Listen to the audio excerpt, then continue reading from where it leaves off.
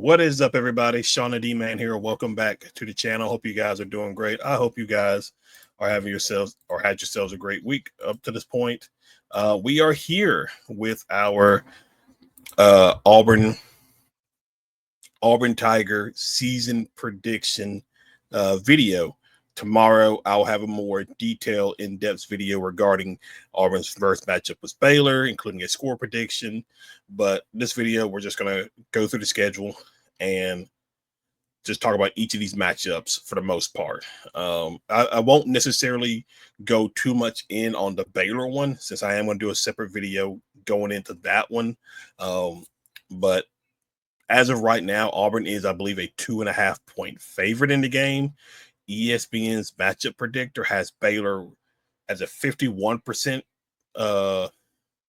winner for the game. This game is kind of almost a 50-50 pick 'em kind of game. So there's a lot of things in regards to Auburn that you kind of know what you're getting out of Baylor. You got Sawyer Robertson, he came back.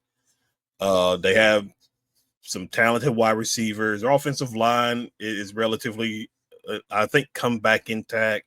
They did lose their number 2 running back. He's going to be out for the game. They still have their number 1 guy, but it's going to be interesting how much they rely on him, or if they have somebody else in the running back room that they can rely on to kind of like fill that spot. Then obviously it's Auburn. Jackson Arnold, how's he gonna do? Hugh Freeze, how's that gonna do? Your roster is a highly talented roster. You feel this team is filled with a top 25 class from when Hugh Freeze got there at the end of 2022, and then having back-to-back top 10 classes, and then obviously you're adding some portal additions as well. This is a very talented Auburn team that Hugh Freeze is going to put out on the field on Friday night in Waco. We just don't know how things are really going to look, because the main thing is Jackson Arnold and Hugh Freeze. Are these two going to be on the same page to give Auburn the best chance to utilize everything? And I talked about it in the video yesterday. I don't really care much about the information that we got out of scrimmages, because the scrimmages they're just scrimmages. The defense that Auburn faced throughout fall camp is not going to be the same defense that they face on Friday in Waco against Baylor. Now, Dave Aranda is a very good defensive coordinator. Don't get me wrong. But I don't. And even then, I think Dave Aranda said they had one of their scrimmages, or maybe this was all fall camp. I think the host for Locked On Baylor talked about how there may be some concern with the pass coverage with this Baylor secondary, because I believe they got a new defensive backs coach who came over from TCU. So we'll see. So this is an interesting game for sure, and I'll talk more about it in the next video when we do our predictions.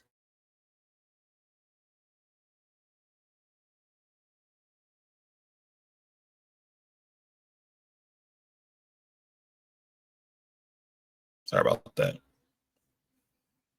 I don't know. Not sure what happened with that. But sorry about that.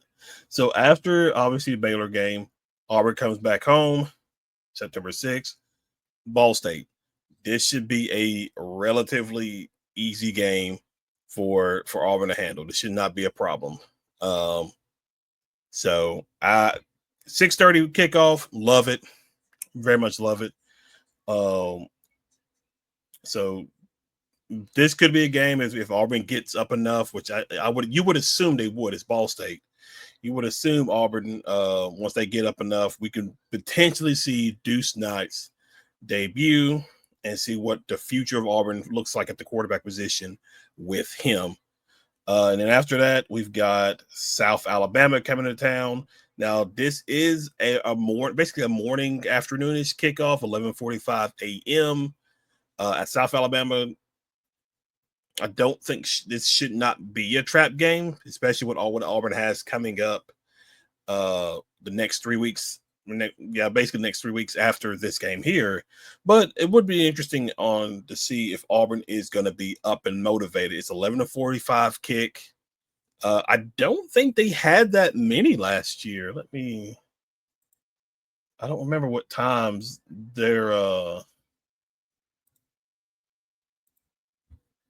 I wonder if it'll show me, because it probably won't show me, because I was curious. I don't remember, because I felt like most of Auburn's games were all like either late afternoon or a night game. I don't think there was one, maybe like the cupcakes. That could just be the only ones I could think of off the top of my head. But Auburn, this should be fine. Auburn should be fine. So depending on how the Baylor game goes, Auburn should be 3-0 or 2-1. So next up, they got to go on the road to Oklahoma. This is a flex, so we're not really sure at the time, obviously. September 20th. This is a trip to Norman. Jackson Arnold heads back to the team he previously was at, where, Brent Venables talked about during SEC Media Days, not everything that happened last season in Oklahoma is or was Jackson Arnold's fault. They had a bad offensive line. Their receivers were always injured and things like that. And he got the brunt of it. And so this game, so be quite honest, at least in my opinion, to have like a really successful season, I think 8-4, I think was what most people are predicting, because you have this game, Texas A&M, and then Georgia. I think you need to, again, this all depends on what happens with the Baylor game, but I realistically can see Auburn splitting these next two games, Oklahoma and Texas A&M. I can see them doing it, because obviously with Oklahoma, defensively they'll be good. It's Brent Venables. He always has a pretty good defense. Now, obviously, offensively, they brought in John Mateer and Arbuckle from Washington State. We don't know what they look like yet when they come across SEC caliber opponents, because let me see. Because I don't believe Washington State let me find them.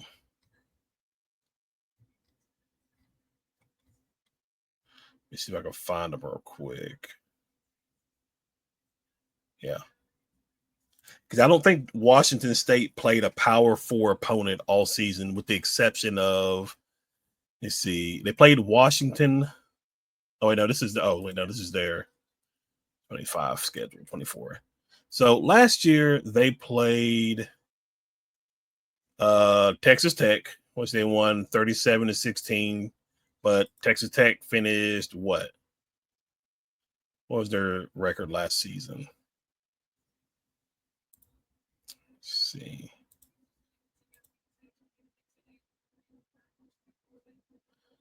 Oh,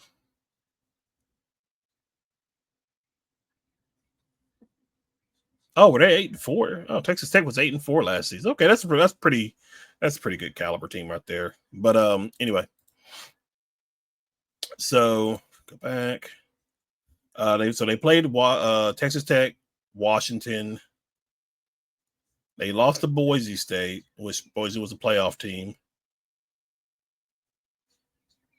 and lost to Oregon State.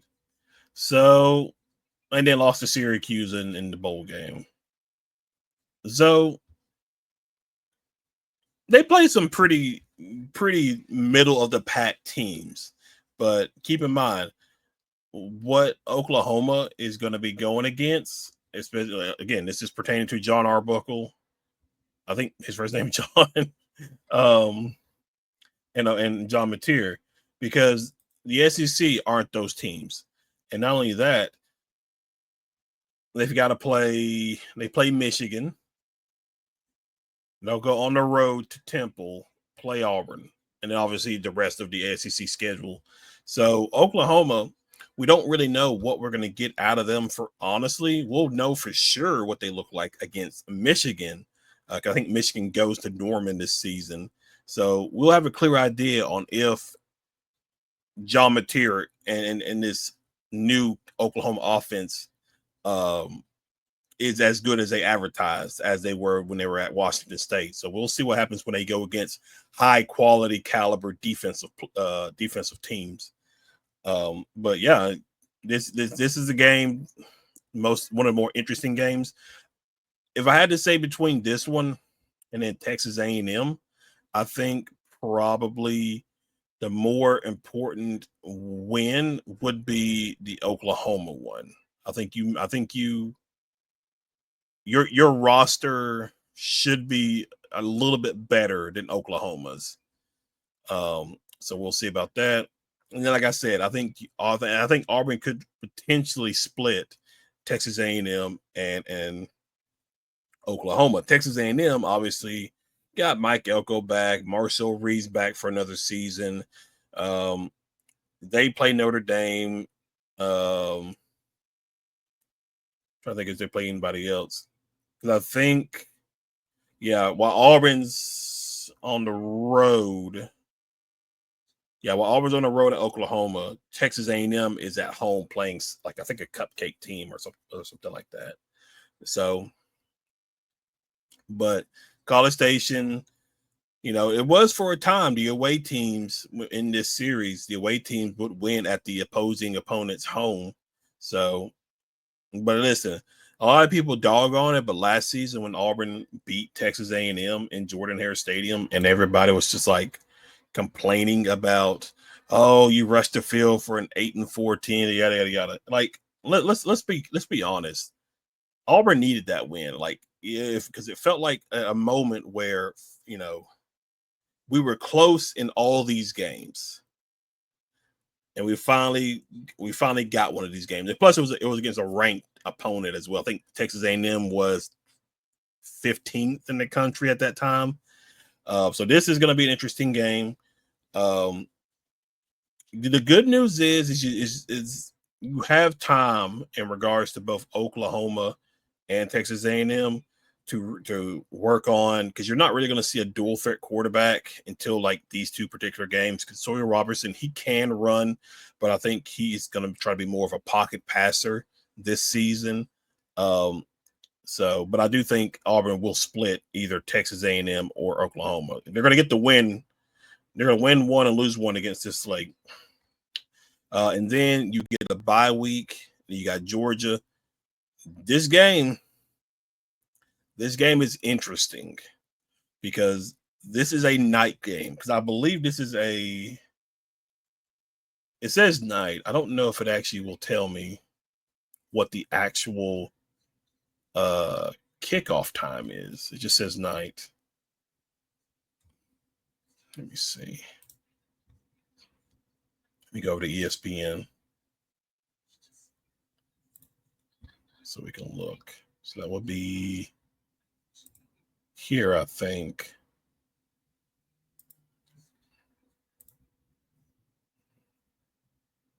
Should be here. Should be this one. Oh, I know.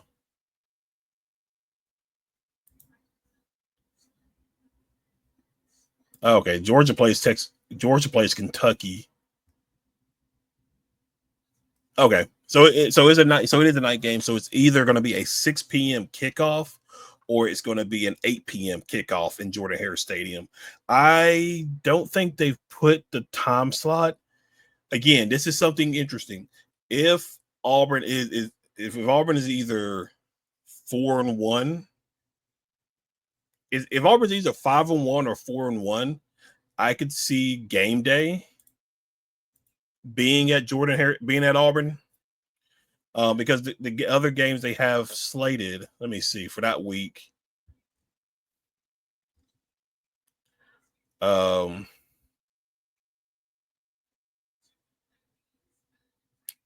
There's Ohio State, Illinois. Depending on how that goes, that could be like a big noon kickoff. Indiana, Oregon. LSU, South Carolina, Florida, Texas A&M. Oh, you know what? There were actually a lot of interesting games that week. There were a lot of interesting games that are going on. So there may be a chance that game day comes to Auburn, but we'll see. But this game is so interesting because, again, it's going to be a night game. They're retiring Cam Newton jersey that day, so that place is going to be packed. That place is going to be loud. And we're not really going to know about Gunnar Stockton for Georgia because I believe this would be their first true road game, I believe, because I think Kentucky goes to them.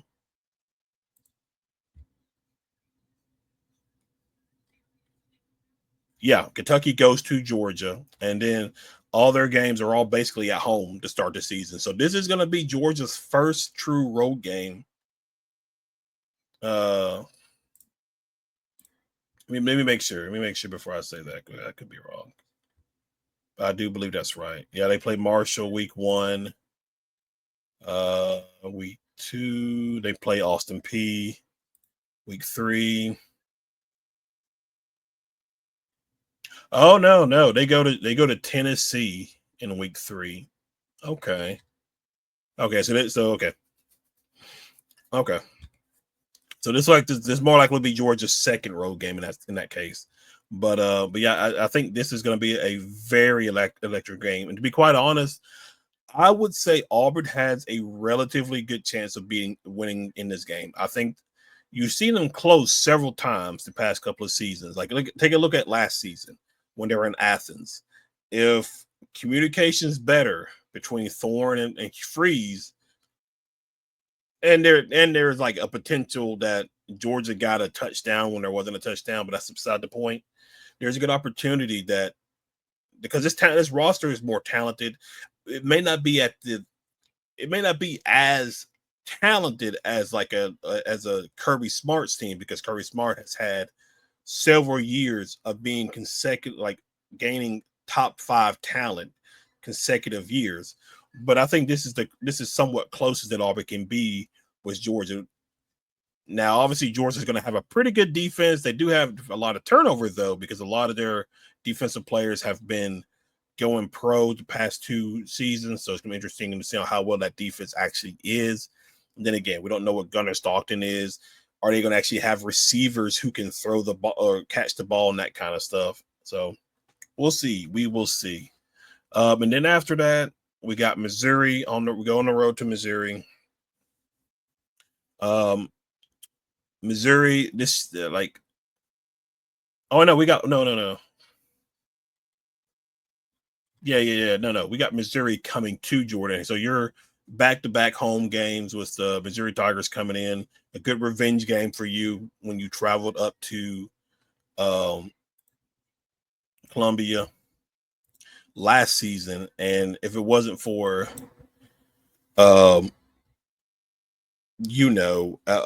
Brady Cook coming back from the hospital like he did and helping win the game, you would have won that game. You would have been basically 6-6 at the end of the season, but that's beside the point. So this is a good opportunity. Defensively, I think they should be relatively good. Offensively, I do think they'll take a step back for sure. But this is a game I think Auburn should relatively win. And then you go on the road to Fayetteville to take on Arkansas. I do know there is going to be a moment where Hugh Freeze, he's done it at almost every place he's been, where he drops a game that he shouldn't. And I really feel like this is the game. If everything else is going good, if Auburn's winning the games that they're supposed to win, I feel like this game here is a game that there's just no rhyme or reason why Auburn lost. But I feel like this is a game that Auburn could lose. I don't know why. We don't know what Arkansas is going to be by this point because Sam Pittman is more likely going to get fired at the end of the season. Could he already, been told he's being let go at the end of the season and Arkansas has some miracle game or something like that where they upset Auburn? Yes, that probably could happen. But this is a game I would really keep my eye on as an option for an upset if it were to happen. Plus, there's an early kickoff. Kentucky, wear navy. Okay, color, wear navy.